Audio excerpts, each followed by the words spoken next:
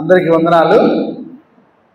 మరొకసారి మీ అందరిని కూడా చూడడం చాలా సంతోషకరం.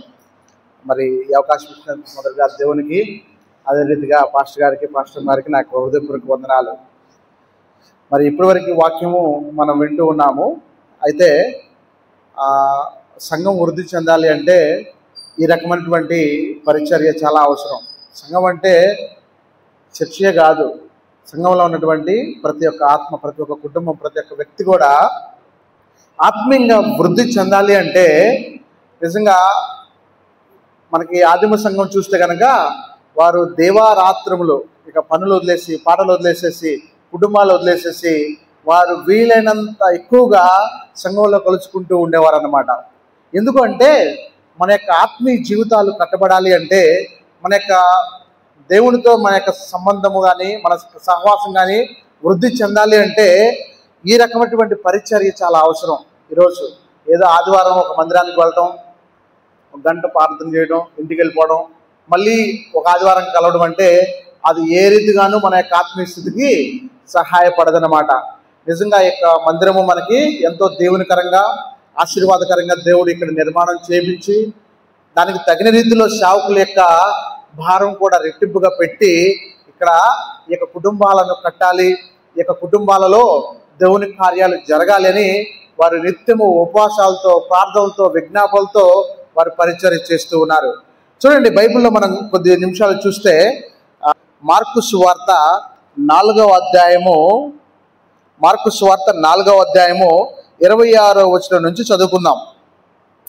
మరియు ఆయన, ఒక మనుష్యుడు భూమిలో విత్తనము చల్లి రాత్రింపగళ్ళు నిద్రపోవచ్చు మేల్కొనుచునుండగా వానికి తెలియని రీతిగా ఆ విత్తనము మొలిచి పెరిగినట్లే దేవుని రాజ్యం ఉన్నది.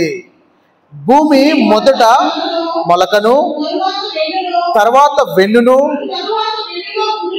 అటు తర్వాత వెన్నులో ముదురు గింజలను తనంతట తానే పుట్టించును.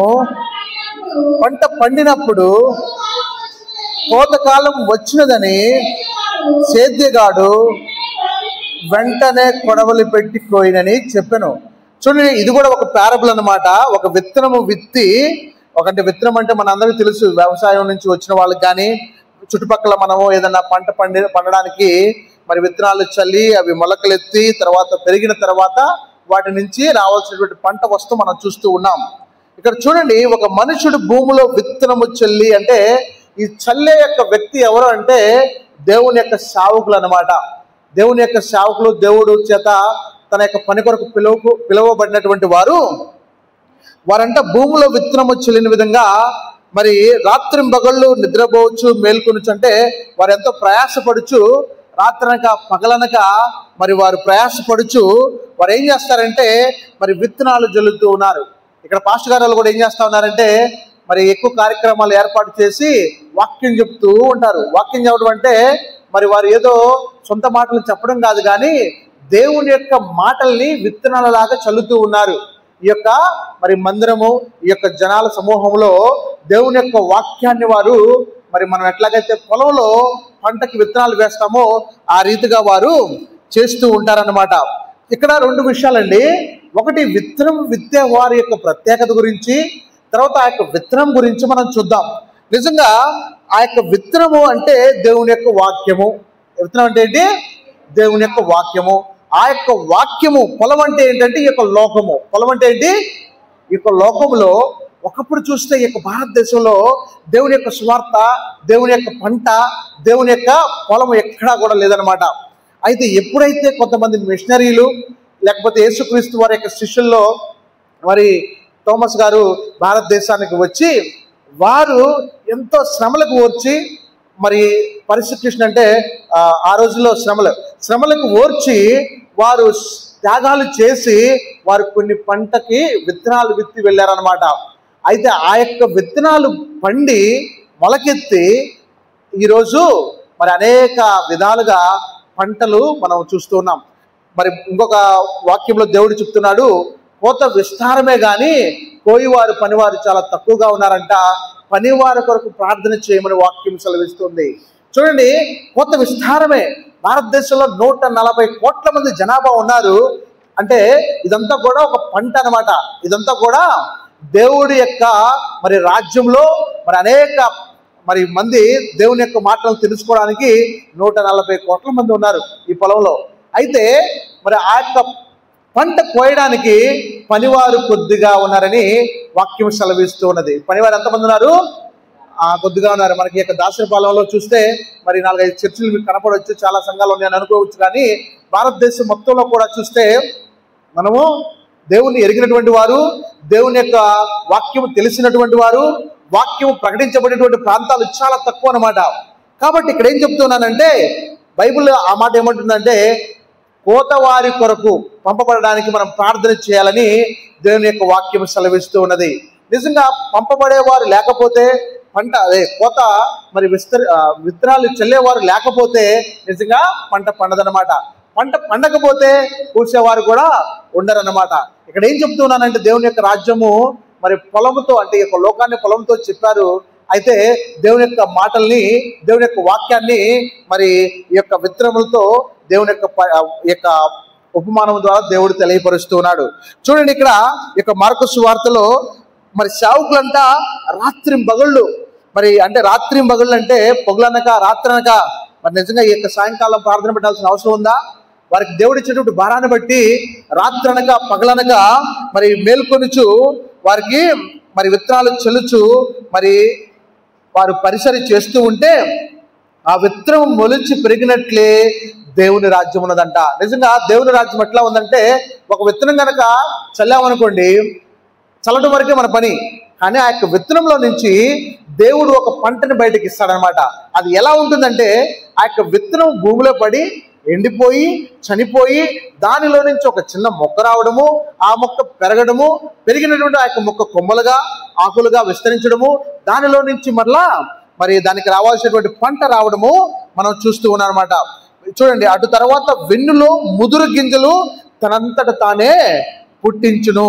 పంట పండినప్పుడు కోతకాలం వచ్చినదని సేద్యగాడు వెంటనే కొడలు పెట్టుకోయినని చెప్పాను. చూడండి, దేవుడు కూడా మరి ఒక టైం కోసం వెయిట్ చేస్తా ఉన్నాడు. ఒక టైం కోసము వేచి ఉన్నాడు అనమాట. పంట బాగా పండాలి. ఎప్పుడు పండాలి? ఎప్పుడైతే సేవకులు విత్తనాలు విత్తుతారో అనేక మందికి ఆ యొక్క విత్తనాలు వెళ్ళి ఆ యొక్క పొలంలో ఫలిస్తాయో, ఆ ఫలించినప్పుడు అవి ఏ విధంగా ఫలిస్తాయి అంటే ముందు చిన్నవి మొక్కలుగా ఉంటాయి, తర్వాత ముదురుగా మారిపోయి గింజలను తనంతట తానే పుట్టించే స్థాయిలో వచ్చినప్పుడు ఆ తర్వాత వాటిని కోసి కాలము వస్తుందని దేవుని యొక్క వాక్యము చదివిస్తూ ఉన్నారన్నమాట. కాబట్టి కోయి కాలం అంటే మనందరికి కూడా ఒక టైం రాబోతూ ఉన్నది, అందరికి కూడా ఒక జడ్జిమెంట్స్ రాబోతూ ఉన్నది అనమాట. ఎప్పుడైతే మరి ఈ యొక్క వాక్యం విత్తినప్పుడు ఎవరైతే స్వీకరిస్తారో వారి యొక్క హృదయంలో ఫలింపజేసుకుంటారో, నిజంగా వారి యొక్క హృదయంలో ఆ యొక్క దేవుని రాజ్యం యొక్క పంట పండి దేవుని యొక్క రాజ్యం యొక్క సూచనలు వారి యొక్క జీవితంలో కనిపిస్తాయో ఆ యొక్క కోయి కాలమున వారంతా కూడా నూర్చి ఒక మంచి సమూహంగా చేర్చబడతారనమాట. ఎవరైతే ఆ యొక్క పంట కోయి సమయాన మరి అందులో చెడు మొక్కలు కలుపు కూడా ఉంటుంది కదా, వేస్ట్ వృధాగా పండి వాటితో పాటు ఉన్నవి మొత్తం కూడా కట్టగట్టి అగ్నిలో పారవేయబడతాయి అనమాట. ఇక్కడ ఏం చెప్తున్నానంటే దేవుని యొక్క సేవకుల యొక్క విత్తినటువంటి యొక్క విత్తనము మన హృదయాల్లో సరిగా పండించుకోవాలి. హల్లెలూయా. దేవుని యొక్క సేవకులు చెప్పిన మాటలు గనక ఈ చెవిని విని ఈ చెవిని విడిచిపెడితే అవి ఈ రోజు మీకు వ్యర్థం అవుతాయి, కానీ ఆ యొక్క విత్తనాలు అనేవి ఒక రోజు లెక్క చెప్పే సమయము వస్తుందన్నమాట. ఏ ఒక్క మాట కూడా ఈ యొక్క బలిపీఠం నుంచి చెప్పే మాటలు వ్యర్థం వెళ్ళవు, కానీ ఆ యొక్క విత్తనాలను కనుక అంటే వాక్యాన్ని మన హృదయంలో ఫలించుకొని మనం ఒక మంచి మొక్కలాగా ఫలమిచ్చే మొక్కలాగా ఆ యొక్క ముదురు గింజలను కూడా ఇవ్వగలిగినటువంటి అంటే వృద్ధి చెందినటువంటి ఆత్మీయ స్థితిలో కనుక మనం కనుక వృద్ధి చెందితే వాటన్నిటిని కూడా కోసే సమయాన దేవుడు మనల్ని ప్రత్యేకించి వాటిని దేవుడు నూర్చి ఒక మరి వెత్తి పెట్టే ఒక పరిస్థితి వస్తుందన్నమాట.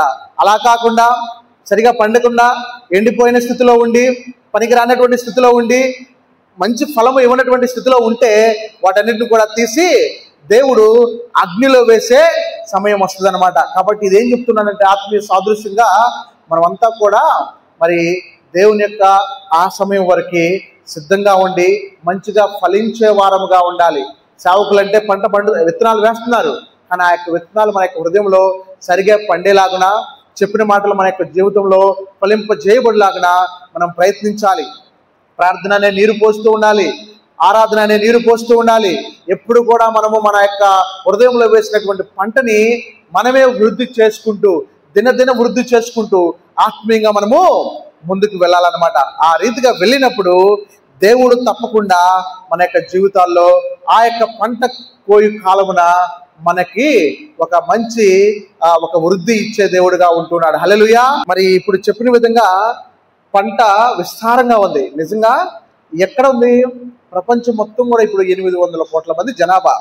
కానీ మనం చూసినట్టుగా గుంటూరులోనో లేకపోతే మన కోస్టల్ ఆంధ్రాలోనో అక్కడక్కడ పెద్ద పెద్ద చర్చిలు చూసి ప్రపంచం అంతా కూడా ఇలాగే సేవకులు ఉన్నారేమో, ప్రపంచం అంతా కూడా దేవుని నమ్ముకున్న వారు ఉన్నారేమో అనుకుంటున్నారేమో, కానీ ఆ రీతిగా లేదండి. మన భారతదేశంలోనే అనేక ప్రాంతాల్లో సువార్త అంటేనే తెలియదు, యేసు ప్రభు అంటేనే తెలియదు. ఈ మధ్య కొత్తగా స్టార్ట్ అయిందనమాట. చర్చి అంటే దాడులు, విశ్వాసులు అంటే దాడులు, యేసు ప్రభు వారిని ప్రార్థన చేస్తారంటే దాడులు. ఈ విధంగా మనం చూస్తున్నాం. ఇదేంటంటే అపవాది తట్టుకోలేకపోతా ఉన్నాడు. మన యొక్క వృద్ధి చూసి, ఈ యొక్క విత్తనాలు బాగా ఫలించడం చూసి అపవాదికి వణుకు వస్తూ ఉందన్నమాట. కొంతకాలానికి ఈ పంటే పెద్దదైపోతుందేమో, నేను నాశనం చేద్దాం అనుకున్నాను కదా, నేను అనేక తెగుళ్ళు అంటే రకరకాలుగా మరి మనుషుల యొక్క హృదయాల్లో పగ, ద్వేషము, ఒకరి మీద ఒకరికి అసూయ, లేకపోతే రాజ్యం మీదకి రాజ్యాలు యుద్ధాలు, ఒక రాజ్యం పైకి ఇంకొక రాజ్యం తిరుగుబాట్లు, ఈ రకమైనటువంటి అనేక ఒక తెగుళ్ళు లాంటివి పెడుతున్నాను కదా, అయినా కూడా మరి ఇంకా దేవుని యొక్క సంఘాలు నిలబడతా ఉన్నాయి, అనేక మరి మందిరాలు వస్తున్నాయి, సేవకులు వస్తున్నారని చెప్పేసి సాతానుడు ఏం చేస్తా ఉన్నాడంటే మరి చాలా ప్రభావంగా పనిచేస్తూ ఉన్నాడు. ఇక్కడ చూడండి, ఈ మిషనరీల గురించి చెప్పాలని ఇష్టపడుచున్నాను. మనకి భారతదేశానికి మరి యేసు ప్రభు వారి యొక్క శిష్యుల్లో ఒక తోమా గారు వచ్చారు. అయితే ఆ యొక్క మరి ఫస్ట్ సెంచరీలో వచ్చారు, వారు ఇక్కడ పరిచయం చేశారు, వెళ్ళిపోయారు. కానీ ఆ యొక్క ఇత్తనాలు అక్కడక్కడ ఫలించినాయి, కానీ అవి ఒక షేప్లోకి రాలేదన్నమాట. అయితే ఎప్పుడైతే భారతదేశానికి మరి కొంతమంది బ్రిటిష్ వారి యొక్క పాలన ద్వారా కొంతమంది సేవకులు భారతదేశానికి వచ్చారో, మరి విలియం కేరీ గారు కానివ్వండి, హెన్రీ మార్టిన్ గారు కానివ్వండి, ఇంకా అనేక మంది సేవకులు భారతదేశానికి వచ్చి మరి బైబిల్ని మన భారతదేశంలోకి తర్జుమా చేసి, భారతదేశానికి తెలుగు వారికి తెలుగులో, హిందీ వారికి హిందీలో, తమిళ వారికి తమిళ్లో, వేరు భాషల వాళ్ళకి వారి భాషల్లో, సొంత భాషల్లో బైబిల్ని తర్జుమా చేసి, మరి ఆ తర్జుమా చేసే సమయంలో మనం అనుకున్నట్టుగా ఈ యొక్క ప్రశాంతమైన వాతావరణం లేదు. నిజంగా ఇప్పుడు మనకి ఎంత సపోర్ట్ ఉంటేనే ఇక్కడ ఎంతో అననుకూల పరిస్థితులు అనమాట, మనకి ఎంతో వ్యతిరేకత. కానీ ఆ రోజు వారు భారతదేశానికి రావాలంటే 6 నెలలు ఓడలో ప్రయాణం చేసి రావాలి. ఎన్ని నెలలు? 6 నెలలు. ఒక సముద్రంలో నేను ఒకసారి అండమాన్ నికోబార్ దీవులు షిప్లో వెళ్ళాను. 4 రాత్రులు 3 రాత్రులు 4 పగళ్ళు విశాఖపట్నం నుంచి అండమాన్ పోర్ట్ బ్లేర్ 2008లో వెళ్ళానండి. వెళ్ళేటప్పుడు మొత్తం 1500 మంది షిప్లో ఉన్నారు. వెళ్తూ ఉంటే సముద్రం మధ్యలో నైటు అప్పుడు బాల్కనీలో కూర్చొని చూస్తూ ఉంటే నిజంగా ఇప్పుడు మనకి ఏదైనా ప్రమాదం అయితే ఎవరు సహాయం చేస్తారు? ఎటు నుంచి రావాలన్నా కూడా, అటు నుంచి రావాలన్నా ఇటు రావాలన్నా 24 hours పట్టేది ఎవరికైనా. విమానాల్లో వస్తే, హెలికాప్టర్లో వస్తే ఏదో 4-5 రక్షిస్తారు. ఇక్కడ ఏం చెప్తున్నానంటే జస్ట్ 2 రోజులు 3 రోజులు ప్రయాణానికి మనం అంత ఆలోచించాం, కానీ ఆ రోజు ఫోన్లు ఉండవు, అవునా కదా. అక్కడ బయలుదేరారంటే వారికి ఆహారము, కావాల్సిన బట్టలు కానీ అందులో పెట్టుకొని వారు బయలుదేరి వారి యొక్క బంధువుల్ని, వారి యొక్క స్నేహితుల్ని, కుటుంబ సభ్యుల్ని విడిచిపెట్టి దేవుని సువార్త కోసం వాళ్ళు ఎంతో ప్రయాసపడి షిప్పుల్లో వచ్చేవారు. ఇప్పుడున్న ఆధునిక టెక్నాలజీ అప్పుడు లేదు, షిప్పులకి GPS సిస్టమ్ లేదు. ఆ షిప్ బయలుదేరిందంటే గమ్యస్థానానికి కరెక్ట్గా వెళ్తుందా లేదు, వచ్చిందాక దేవుడి మీద ఆధారపడ్డం అనమాట. ఎందుకంటే ఇప్పుడంటే GPS సిస్టమ్ ఉంది, నావినల్ ఇవన్నీ ఉన్నాయి, కరెక్ట్గా షిప్ వచ్చేస్తుంది. కానీ వారికి ఉన్నదంతా కూడా కేవలము దేవుని మీద విశ్వాసం. హల్లెలూయా. ఆ యొక్క విశ్వాసాన్ని పట్టుకొని నేను భారతదేశానికి వెళ్తున్నానని చెప్పేసి వారు బయలుదేరి ఇండియాకు వచ్చి ఇక్కడ చూస్తే అనేక రకమైనటువంటి వ్యతిరేకతలు, అనేక రకమైన మరి దాడులు, రకరకాల ఆరోగ్య సమస్యలు. ఇక్కడ అప్పుడు మనకి భారతదేశంలో అంత మెడిసిన్ కూడా డెవలప్ కాలేదు, ఆసుపత్రులు లేవు, ఎడ్యుకేషన్ సిస్టమ్ లేదు. కానీ వాటన్నిటికీ వాళ్ళు సాక్రిఫైస్ చేసి భారతదేశానికి వచ్చి నిలబడ్డారు చూసారా. కాబట్టి వారు చేసినటువంటి ఆ యొక్క త్యాగం యొక్క ప్రతిఫలమే ఈరోజు ఇంతమంది మనం దేవుని నమ్ముకోగలుగుతున్నాం. ఆ రోజు వారు వచ్చి విత్తనాలు చల్లారు కాబట్టే ఆ విత్తనాలు ఫలించి ఈరోజు మనమంతా కూడా దేవుణ్ణి తెలుసుకొని మొక్కల్లాగా, లేకపోతే మానుల్లాగా, లేకపోతే పెద్ద పెద్ద వృక్షాల్లాగా ఈరోజు సంఘాలు నిలబడుతున్నాయి అంటే ఆ రోజు వారు చల్లినటువంటి విత్తనాలు. కాబట్టి దేవుని యొక్క బిడ్డలారా, మీరు కూడా ఆ యొక్క విత్తనం అనే యొక్క వాక్యాన్ని మీకు వీలైనంత తొందరగా, వీలైనంత ఎక్కువగా జనాల మధ్యలో చల్లండి. అనేక మందికి మీ యొక్క సాక్ష్యాన్ని పంచండి. అనేక మందికి మీ యొక్క వాక్యాన్ని, మీకు తెలిసిన వాక్యాన్ని ప్రకటించండి. ఆ యొక్క వాక్యం తప్పకుండా దేవుని యొక్క రాజ్యానికి కొరకు మనుషుల్ని మార్చేదిగా ఉంటుంది. హల్లెలూయా. చూడండి, అనేక మంది, ఒక సహోదరి గురించి చెప్తాను. ఆఫ్రికా సిస్టర్, ఒక నర్సు అనమాట. ఆమె లండన్ నుంచి, మరి ఒక్కతే ఇది చెప్పి ముగిస్తాను. ఒక సహోదరి మరి ఆఫ్రికా దేశానికి నేను మిషనరీగా వెళ్తానని, LMS అని మనకి లండన్ మిషనరీ సొసైటీ అని లండన్లో ఉంది. మనకి భారతదేశానికి మరి అనేక ఆఫ్రికా దేశాలకి రెండు మిషనరీ సంస్థలు పనిచేస్తుంది. ఒకటి AMS, అమెరికన్ మిషనరీ సొసైటీ అని, ఇది అమెరికాలో ఉంటుంది. రెండవది LMS అని, లండన్ మిషనరీ సొసైటీ అని, ఇది లండన్లో ఉంటుంది అనమాట. వీరు ఇరువురు, రెండు సంస్థలు కూడా ఇప్పుడు పోటాపోటీగా మిషనరీలు తయారు చేయడం, పంపిస్తూ వారు బ్రిటిష్ కాలంలో చేశారనమాట. ఆ రోజు వారు తీసుకున్న నిర్ణయాల వలన అనేక మంది మిషనరీలు ఆఫ్రికా దేశాలకు వెళ్ళి, నైజీరియా, కంబోడియా, లేకపోతే బురుండి కానివ్వండి, ఇంకా అనేక చుట్టుపక్కల ఆఫ్రికా దేశాలు చక్కటి అడవుల్లోకి వెళ్ళి సేవకులు తమను తాము సమర్పించుకొని మరి సేవ చేస్తూ ఉన్నారనమాట. మరి ఒక సేవకుడు, మరి ఒక సహోదరు గురించి చెప్తాను, ఇంకో సేవకుడు గురించి చెప్తాను. ఒక సేవకుడు అంట మరి ఎంతో మరి కష్టంగా మరి పరిస్థితుల్లో తన కుటుంబంలోనే సేవకు వెళ్ళాలనుకున్నప్పుడు ఎంతో వ్యతిరేకత వచ్చిందనమాట. ఎంతో మంది అతన్ని డిసప్పాయింట్ చేశారు. నువ్వేం వెళ్తావు, నీకు సరిగా ఆరోగ్యం బాగోలేదు, అక్కడికి వెళ్ళి నువ్వు సరిగా చేయలేవు, నీకు అక్కడ ఆఫ్రికాలో భాష రాదు అని తను ఎంతో డిసప్పాయింట్ చేశారనమాట. అయితే తనకి ఒక ప్రమాదం వచ్చేటప్పుడు ఒక ప్రమాదం జరిగింది, యాక్సిడెంట్ జరిగింది అనమాట. ఆ యాక్సిడెంట్లో తన కాలు ఇరిగిపోయింది. ఏమైంది? ఇరిగిపోయింది అనమాట. మరలా అతను ఆ ప్రయాణాన్ని విరమించుకొని ఇంటికి వెళ్ళినప్పుడు హాస్పిటల్లో జాయిన్ చేసినప్పుడు తనకి కాలు కట్ చేసి తీసివేసి ఒక డమ్మీ కాలు, ఒక చెక్క కాలు లాంటిది వేశారనమాట. అప్పుడు అందరూ వచ్చేసి సూటిపోటు మాటలతో, నువ్వేదో పెద్ద చేస్తానని వెళ్ళావు కదా, వద్దని చెప్పినా కూడా మా మాట వినలేదు, అందుకే ఇది నీకు జరిగిందని చెప్పేసి తను ఎంతో డిసప్పాయింట్ చేశారనమాట. అయితే అయినా కూడా తను పట్టు విరవకుండా ఒక 6 నెలలు సెట్ అయిన తర్వాత మళ్ళీ నేను ఆఫ్రికా దేశానికి వెళ్తానన్నానంట. ఇదేం పిచ్చోడ్లాగా ఉన్నాడు, మరి కాలు పోయింది, మరి ఇప్పుడు సరిగ్గా నడవలేని పరిస్థితిలో ఉన్నాడు, అయినా కూడా మరి వెళ్తానంటూ ఉన్నాడని చెప్పేసి వాళ్ళు, సరే నీ ఇష్టం, నీ చావు నువ్వు చావు అని చెప్పేసి వదిలేశారనమాట. అయితే తనకి దేవుడి మీద విశ్వాసం ఉంది. నేను ఆఫ్రికా దేశానికి వెళ్ళాలి, చీకటి దేశంలో దేవుని యొక్క వాక్యాన్ని ప్రకటించాలి, ఆ యొక్క వాక్యము ఆ యొక్క చీకటి దేశంలో వెలుగునిస్తుంది అని నమ్మి తను ఎంతో ప్రార్థనతో, ఉపవాసంతో చిప్పెక్కాడనమాట. ఆ యొక్క చెక్క కాలు పెట్టుకున్నాడు. మామూలుగా నార్మల్గానే ప్యాంట్ షర్ట్ వేసుకొని నార్మల్గానే ఉన్నాడనమాట. ఇంకా అందరూ కూడా షిప్లో ప్రయాణం అయ్యి ఆ యొక్క ఆఫ్రికా ఖండంలో మరి ఆ యొక్క ఒక ప్రాంతానికి వచ్చిన తర్వాత అక్కడ దిగి మరి తనకు కూడా దర్శనాన్ని బట్టి నడిపించబడి ఒక ప్రాంతానికి వెళ్ళాడు. ఒక అడవి ప్రాంతంలో ఒక ట్రైబల్ దగ్గరికి వెళ్ళాడు అనమాట.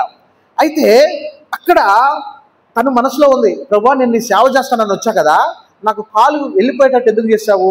నాకు కాలు ఉంటే నీ సేవ ఇంకా బాగా చేసేవాడిని కదా, బాగా నడిచేవాడిని, బాగా పరిగెత్తేవాడిని, బాగా వెళ్ళి సువార్త చేసేవాడిని కదా అని మనసులో అనుకుంటా ఉన్నాడంట. అయితే ఆయనకు అప్పుడు వాక్యం గుర్తొచ్చింది ఏంటంటే, నా కృప నీకు చాలును, నా కృప నీకు చాలును అనే వాక్యం గుర్తొచ్చినప్పుడు, సరే ఇక దేవుడు నాకు తోడుగా ఉన్నాడు కదా, దేవుని కృప నాకు ఉంది కదా, కాలు లేకపోతే దేవుడు నాతో ఉన్నాడు కదా అని చెప్పేసి విశ్వాసంతో ముందుకు వెళ్ళాడనమాట. వెళ్ళిన తర్వాత ఆ యొక్క అడవిలో కొంత దూరం వెళ్ళిన తర్వాత ఈయన యొక్క కలరు, ఈయన యొక్క స్కిన్ చూసి మరి ఆబ్వియస్గా ట్రైబల్ అంటే తెగల వారు ఏం చేస్తారంటే, వేరే జాతులు వచ్చినప్పుడు వారిని అటాక్ చేసి బందీగా తీసుకొని పోయి వారి యొక్క దేవతకి విగ్రహానికి వారు ఏం చేస్తారు, బలిస్తారంట. సో ఇతని యొక్క పరిస్థితి, ఇతను వెళుతూ ఉన్నాడు, అతనికి ఒక్కసారిగా ఒక సమూహం వచ్చేసి చేతులు కాళ్ళు కట్టేసి తీసుకొని వెళ్ళి ఆ బలి దగ్గర పెట్టారంట. పెట్టినప్పుడు మరి ఇతని తెల్లారి బలిస్తామని చెప్పి డిసైడ్ అయ్యారు. తెల్లారిన తర్వాత ఆ యొక్క ఊరు పెద్ద వచ్చాడు, ఊర్లో ఉన్నటువంటి ఆ యొక్క ట్రైబల్ వాళ్ళంతా వచ్చి లైన్లో నుంచున్నారు. ఈరోజు వాళ్ళు మరి బలిద్దాము, బలిచ్చిన తర్వాత ఇతను చంపేసి మనం తినేద్దామనే ఒక ఆలోచన చేశారన్నమాట. ఇతను నేను దేవుని సేవ కోసం వచ్చాను కదా, దేవుడు నిజంగా ఉంటే నన్ను రక్షించాలి కదా అని మనసులో అనుకుంటూ ఉన్నాడు అనమాట. అయితే ఏమైంది, వారు ఆ సమయం వచ్చిందనమాట. ఒక కత్తి తీసుకొని ఫస్ట్ కాలు యొక్క చూపుడు వేలు ఉంటుంది కదా, కింద బొడ్డున వేలు, దాన్ని కట్ చేయాలని ప్రయత్నించినప్పుడు అది చెక్క తగలటం వలన వారు ఆశ్చర్యపోయి ఇదేంది ఇంత హార్డ్గా ఉందని చెప్పేసి ఆ కాలు ఉప్పదీసి చూసినప్పుడు అది చెక్క ఉందనమాట. సో ఇతను అంగవైకల్యుడు కాబట్టి మేము బలి ఇవ్వడానికి అర్హుడు కాదని చెప్పేసి ఇతను విడిచిపెట్టారనమాట. చూడండి, ఇక్కడ ఏం చెప్తున్నానంటే, తన యొక్క ఆలోచన కరెక్ట్గా ఉన్నప్పుడు, తన యొక్క ఆ యొక్క ఉద్దేశం కరెక్ట్గా ఉన్నప్పుడు, దేవుడు తనని భవిష్యత్తులో ఎలా చేయాలో, ఎలా రక్షించాలో తనకు ముందుగానే ఒక సిద్ధపాటు చేశారన్నమాట. హల్లెలూయా. సో ఇక్కడ ఏం చెప్తున్నానంటే, మనం నిజంగా దేవుని కొరకు పని చేయాలని మనం వచ్చినప్పుడు దేవుని పనికి కానీ దేవుని సేవలకు కానీ ఫస్ట్ కొన్ని స్ట్రగుల్స్ ఉంటాయి మనకి. అదేంటి, మనం నిజంగా నిస్వార్థంగా సేవకు వచ్చాం కదా, సేవకు వస్తే అన్ని దేవుడు ఏర్పాటు చేయాలి కదా అనుకుంటాం. కానీ దేవుడి ప్లాన్ ఇంకో రకంగా ఉంటుంది. ఎగ్జాంపుల్ చెప్తాను. ఇప్పుడు నేను సేవకు వచ్చినప్పుడు నా ఆలోచనలు, నా యొక్క ప్లాన్స్ చాలా వేరుగా ఉన్నాయి అన్నమాట. కానీ నేను కాలేజీ టైంలోనే అమెరికా వెళ్దామని పాస్పోర్ట్ అంతా రెడీ చేసుకున్నాను. 2008లో పాస్పోర్ట్ రెడీ చేసుకున్నాను. ఎగ్జాంపుల్ చెప్తున్నా మీకు. కానీ అప్పుడు అమెరికా వెళ్ళడానికి నా దగ్గర చిల్లిగా అవ్వలేదు, మా ఇంట్లో పంపించే స్తోమత లేదు. కానీ నేను చాలా సీరియస్గా ప్రయత్నించాను. అయితే అప్పుడు ఏది నాకు అవకాశం రాలేదనమాట. నాకు ఇన్విటేషన్ లెటర్స్ వచ్చినాయి, కాలేజీలో అడ్మిషన్ వచ్చింది, I-20 ఫామ్ వచ్చింది, కానీ నాకు డబ్బులు మాత్రం అందలేదు. సరే, నేను డిసప్పాయింట్ అయ్యాను. కానీ దేవుని పనిలో నమ్మకంగా నాకు అవకాశం వచ్చిన దగ్గర చేసుకుంటూ వెళ్తున్నాను. కానీ కొంతకాలానికి దేవుడు, ఆ రోజు నేను ప్రయత్నించాను కదా, అమెరికా ఎట్లా వెళ్ళాలి, ఫ్లైట్ ఎట్లా ఎక్కాలి, వీసా ఎలా అప్లై చేసుకోవాలి, ఇదన్నీ కూడా ఆ టైంలో నాకు నేర్పించి, తర్వాత ఇప్పుడు ఒక 100 మందికి నేనే ఆ ప్రాసెస్ అంతా చేసి నాతో పాటు తీసుకెళ్లే స్థితి దేవుడు నాకు ఇచ్చాడు. హల్లెలూయా. నేను అనుకుంటే అవును కదా, ఆ రోజు నాకు ఈ నాలెడ్జ్ అంతా వచ్చింది కాబట్టి ఈరోజు నేను దేశాలు తిరగలుగుతున్నాను, ఆ అవకాశం దేవుడు నాకు ఇచ్చాడు.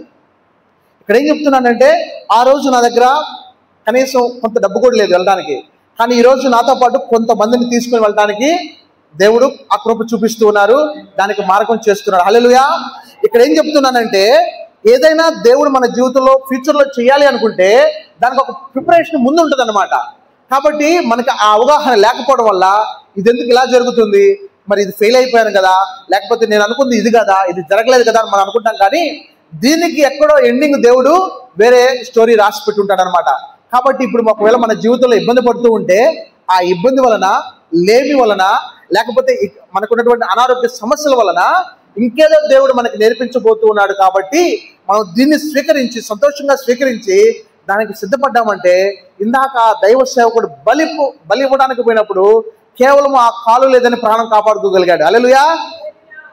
కాలు పోయింది కదా అని చెప్పేసి తను నిస్సహాయంతో ఉండిపోతే దేవుని యొక్క కార్యాన్ని చూడగలిగేవాడా? ఆ రోజు తను సిద్ధపడి మరలా వచ్చాడు కాబట్టి తన యొక్క ప్రాణాన్ని కూడా కాపాడుకొని తర్వాత అక్కడ నిలబడగలిగి ఆ ఊరిని మొత్తాన్ని కూడా మార్చగలిగాడు. కొన్ని సంవత్సరాల తర్వాత ఏంటి తను ఇంకా రాలేదు, కాలు లేదు, ఎలా బతుకుతున్నాడు ఏంటో అని చెప్పేసి మరలా మిషనరీ టీంని పంపించారంట ఆ దేశానికి. వాళ్ళు వెళ్ళినప్పుడు ఆ అడవిలో ఒక చక్కని గేయం వినపడతా ఉంది. ఆదివారం ఏంటి చక్కగా పాటలు పాడుతున్నారని చెప్పేసి వీళ్ళంతా కూడా వెళితే ఊరంతా మార్చబడి ఒక చక్కని పాకలో కూర్చొని దేవుణ్ణి ఆరాధిస్తూ ఉన్నాడు. హల్లెలూయా. కాబట్టి దేవుడు మనకి ప్రతికూల పరిస్థితులు ఏర్పాటు చేసినప్పుడు దానిలో నుంచే మనం ముందుకు వెళ్తే గనక అద్భుతాన్ని దేవుడు చూపిస్తాడు. హల్లెలూయా.